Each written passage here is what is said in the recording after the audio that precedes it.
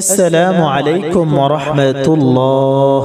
যদি আপনি এমন দুইজন ব্যক্তির মধ্যে পরস্পর মিল মোহাব্বত তৈরি করতে চান, যাদের মধ্যে পরস্পর ঝগড়া, পরস্পর বিদ্বেষ ভাব থাকে, একজন আরেকজনকে দেখতে পারে না, এমন দুই ব্যক্তিকে মিলানোর জন্য, অথবা যদি স্বামী স্ত্রীর মধ্যে মিল না থাকে, তাদের মধ্যে যদি পরস্পর দ্বন্দ্ব থাকে, যদি একজন আরেকজনকে ঘৃণা করে, তাহলে ওই স্বামী স্ত্রীর মধ্যে সমাধানের জন্য এবং তাদের মধ্যে মিল মোহাব্বত পয়দা করার জন্য এই ওজিফাটি করতে পারেন। ওজিফাটি কিভাবে করবেন?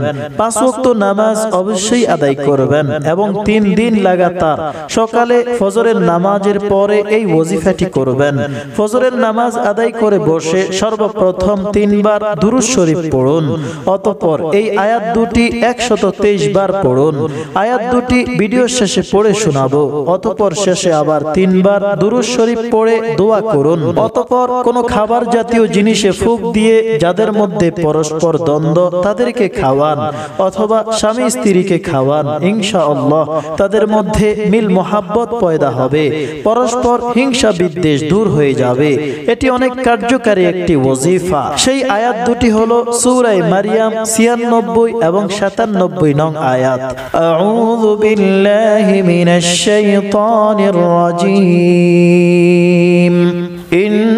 ইন্নাল্লাযীনা আমানু ওয়া আমিলুস সালিহাতি সায়াজআলু লাহুমুর রাহমানু উদ্দা ফাইন্নামা ইয়াসসারনাহু বিলিসানিকা লিতুবাশশিরা বিহিল মুত্তাকিনা ওয়া তুনযিরা বিহি কওমান লুদ্দা।